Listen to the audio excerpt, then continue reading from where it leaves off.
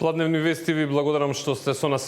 Стабилна е состојбата на сите пациенти кои се примени во болниците во земјава по трагедијата во Кочани. Министерот за здравство Таравари утрово ги соопшти најновите информации. Колешката Сања Димитровска следеше неговата пресконференција. Ја имаме во овие вести во живо. Сања, кои се најновите информации и каква е состојбата на повредените? На лекување, односно повредени од пожарот во Кочани, кои што се на лекување се 178 пациенти, 77 од нив се во македонските здравствени установи, 101 пациента на лекување во странски медицински центри. Од оние кои што се овде во Македонија, 13 се во приватни болници, додека останатите 64 се на скопските клиники, во хируршката клиника Свети Наум Охридски, во ГОП8 септември и тројца пациенти од Штип. Она што е добро што го соопшти и министерот Таравари е дека од оние тројца пациенти кои што се во Штип, двајца денеска ќе бидат пуштени на домашно лекување, еден пациент на домашно лекување ќе биде пуштен и од овде од скопските клиники, односно од клиниката за травматологија. Министерот вели дека состојбата на пациентите кои што се овде во нашава земја, меѓутоа и оние кои што се на лекување во странство е стабилна и она што е добро што и по поминати 72 часа немаме ниту еден починат пациент и сите се во стабилна состојба. Споменав дека на лекување во странство се 101 пациент, денеска ќе бидат пратени уште 5 пациенти и тоа на лекување во Каролинска во Шведска и тие ќе бидат последните кои што ќе се праќаат на лекување во странство, па затоа овде предлагам да ја слушнеме изјавата на министерот Таравари.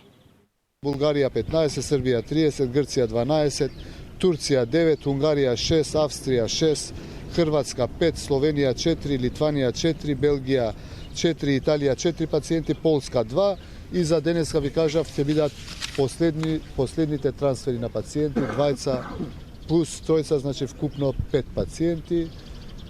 Уште еднаш ќе повторам, добро е тоа што ги поминавме првите критични 72 часа, ни еден починат, нула починати од тие што ја преживеа кризата, трагедијата. Јас се надевам сите пациенти да закрепнат и полека од идните пресконференции да зборуваме само колку пациенти денеска си одат дома. Исто така, она што го спомена министерот Таравари е дека очекуваат во следниот период и оние пациенти кои што се на лекување во странство, дел од нив да бидат вратени, односно да продолжат со лекување овде во македонските здравствени установи. Имаат информација од некои од странските медицински центри дека утрово и во синокешните часови дел од пациентите се тргнати од механичка вентилација, односно дишат самостојно без помош на апарат. А за состојбата овде на пациентите кои што се на лекување во македонските здравствени установи, утрово ја имавме изјавата од директорот на клиниката за хируршки болести Свети Наум Охридски, па предлагам да ја слушнеме изјавата на доктор Настов. Моментално сите 11 пациенти се стабилни. Мислам исто како и во текот на вчерашниот ден, така и во текот на ноќта помината е мирно, без никакви инциденти, се моментално се во стабилна состојба. Од овие пациенти не се во толку ризична состојба за да треба да бидат препраќени во странство или постојано се минува таа состојба, кои се информациите, дали некој од нив можеби ќе бидат испратени? Значи динамична е работата, особено кај ваков тип на повреди, така да работите може да се менуваат од час во час, а нормално они се под константен мониторинг и се ревалуираат на секој саат буквално. Така да за сега нема потреба од транспорт, но доколку се укаже, спремни сме и ние, и Министерството, и владата да се организира транспорт во некој од земјите. Така, на кој одделение се сместени, во кој аспект се третираат? Значи, пациентите се сместени во единицата за интензивно лекување, во шок-собен одделот за пластична хирургија, во зависност од состојбата. И како што ви кажав, тоа е динамично. Генерално секој ден се обработуваат хируршки самите рани, односно самите опекотини, така да тоа е, ако денеска се на едно место, утре може да бидат на друго, но битно е дека цело време се мониторира нивната состојба. Инаку на помош на нашите лекари се дојдени и поголем број на странски експерти, специализирани во ова област, и тоа од Словенија, од Чешка и од Израел. Исто така министерот за здравство кажа дека полека ќе се враќа во нормала и оперативниот блок овде на хируршките клиники за да бидат третирани и останатите пациенти кои што имаат останати заболувања. Денеска повторно беше прашан Таравари зошто се влегува кај пациентите и дали се почитуваат сите оние протоколи, имајќи во предвид дека имаме и полесни, меѓутоа има и пациенти кои што се на интензивна нега. Министерот вели дека работат се според протоколите и дека мора редовно, односно секојдневно да ја следат нивната состојба, па да ја слушнеме изјавата на Таравари. Ги посетуваме пациентите, бидејќи уште еднаш би сакал пред сите вас да кажам, и премиерот, и јас како министер за здравство имаме обврска да одиме да ги видиме пациентите, тие кои што се полесни. Тие кои што се полесни, тие што се со опекотини прв степен, не ни треба друго ништо освен маска. А тие што се во интензивна нега, таму има правила. И кај нас, и во странство, и да сакаме ние, не можеме да влеземе без да бидеме облечени како што треба. Така да, по протоколите. И уште еднаш за крај да повториме дека на лекување има 178 пациенти, 77 се во македонските здравствени установи и според здравствените власти нивната состојба е стабилна. Да, Сања, ти благодарам за сите овие информации. Ја следиме состојбата со повредените. Ке имаме повеќе детали и во вестите во 16. Беше тоа Сања Димитровска, која што известуваше за состојбата на повредените. А министерот за надворешни работи Тимчо Муцунски од утрово е во Србија, каде веќе оствари средба со српскиот премиер во оставка Милош Вучевиќ. Тој му се заблагодари на српскиот народ за несебичната помош и поддршка.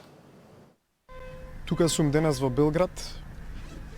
Прво да посетам болницата ВМА, каде што се сместени голем број пациенти, каде што врвниот медицински персонал во Србија прави се што е можно да ги спаси нивните животи, но исто така и да изразам огромна благодарност.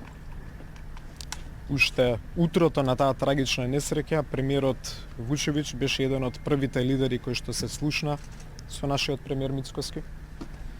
Министерот Марко Ѓурич беше еден од првите министри кои што ми се јави на мене, не само да изразат сочувство и емпатија, туку и да понудат поддршка и помош. И таа поддршка и помош се покажа во помалку од 10 часа од настанувањето на трагедијата. Затоа што првите пациенти кои излегоа надвор од нашата држава отидоа за Солун, Софија и Белград и потоа Ниш. Посакувам никогаш да нема потреба и се молам на Бог секој ден никогаш да нема потреба да ја возвратиме таа солидарност кој што вашата држава, вашите лекари и вашиот народ гледам секојдневно како ги покажува.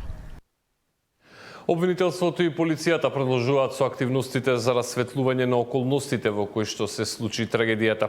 Од утрово имаме информации за нови притвори кои што ги бара обвинителството или поточно продолжување на веќе постоечките. За детали го барам колегата Даниел Василев кој што од утрово е во Кочани. Даниел, кои се последните информации? Имаше информација дека обвинителството повторно бара 48 часовни притвори. Токму така, Александар, меѓутоа пред да ги кажам последните информации од основното јавно обвинителство, би сакал само да кажам дека точно напладне тимот јавни обвинители пристигна тука и практично во моментот се наоѓа во објектот зад мене каде што е сместен основниот кривичен суд и јавното обвинителство тука во Кочани. Инаку да, основното јавно обвинителство пред малку соопшти дека е доставен предлог за нови 48 часа притвор за 16 мината кои што беа опфатени во со првичната мерка. Тој притвор им завршува во текот на денешниот ден. Дополнително на тоа, оттаму велат дека во текот на вчерашниот ден е определен притвор 48 часовен за уште две лица, кои што за уште две лица и практично со ова бројката на вкупно притворени лица е 18.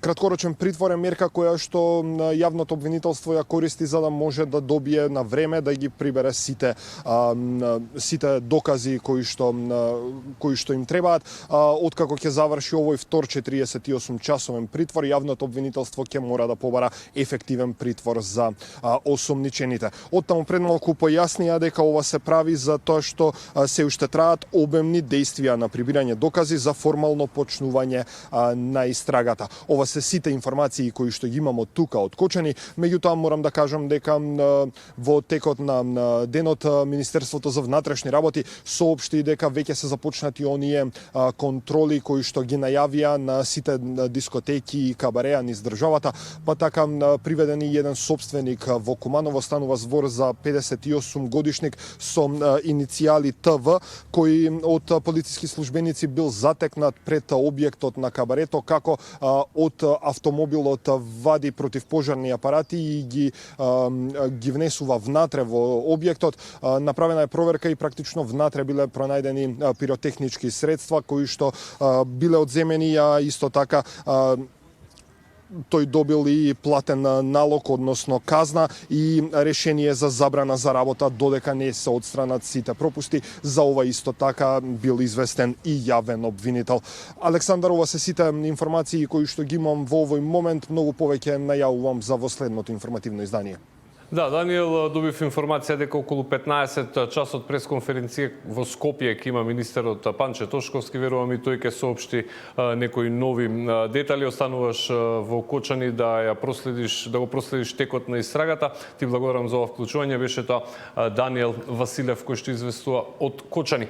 Универзитетското собрание при Универзитетот Свети Кирил и Методи во Скопје соопшти дека нема да се организираат големи собири како што првично беше најавено, а активностите за искажување почит кон загинатите во Кочани ќе се организираат на ниво на факултети.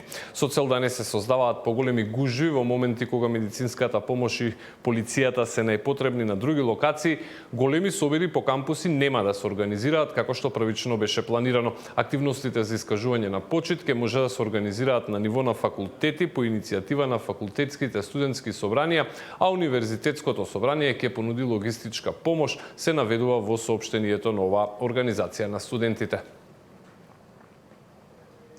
Поглаварот на Македонската православна црква Охридска архиепископија господин Стефан повикува на сплотеност и молитва по ужасната трагедија во Кочани во која животите ги загубија 59 луѓе, а над 100 се здобија со тешки повреди.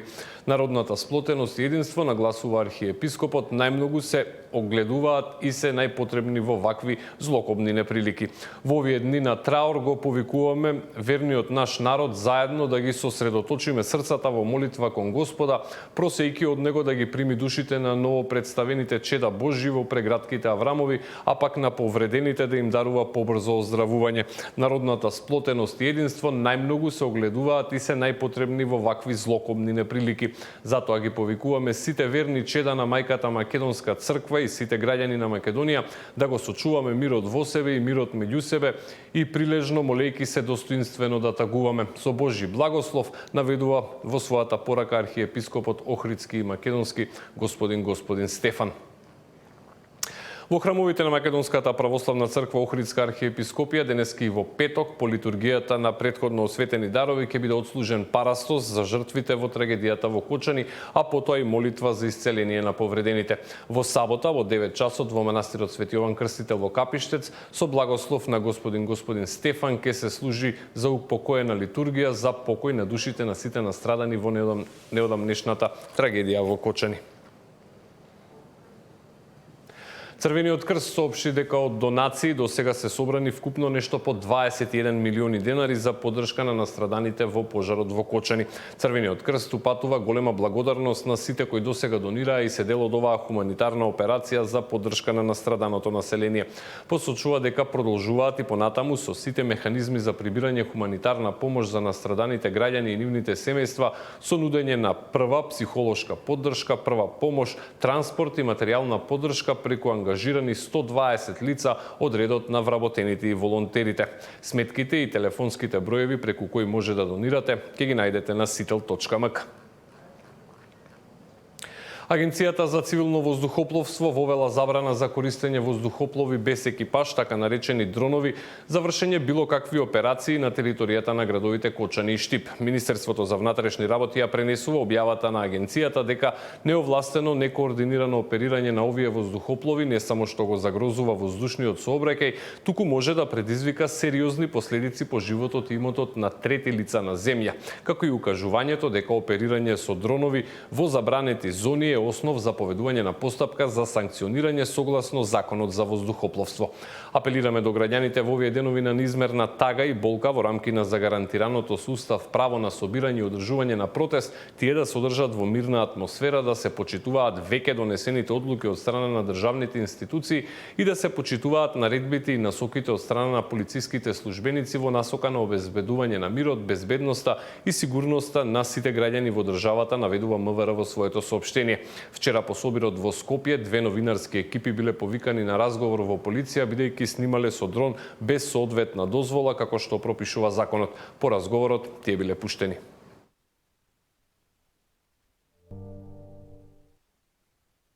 Скопјанецот Љупчо Палевски Палчо, првообвинет за грабнувањата и за убиствата на 74-годишниот Панче Жежовски и 14-годишната Вања Ѓорчевска, на денешното рочиште во кривичниот суд го испрашуваа второобвинетиот за злосторствата велешанецот Велибор Манев.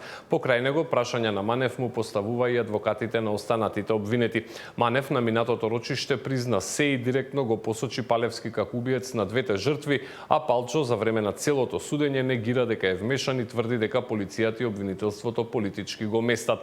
Адвокатот Маријан Витановски пред почетокот на судењето го откажа полномошното забранење на првоосомничениот Палевски.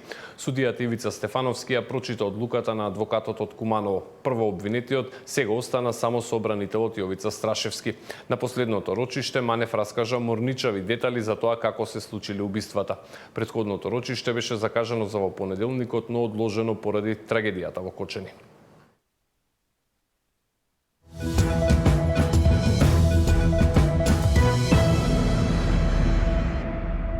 Русија и Украина рано утринава се обвинија меѓусебно за воздушни напади кои предизвикаа пожари и оштетија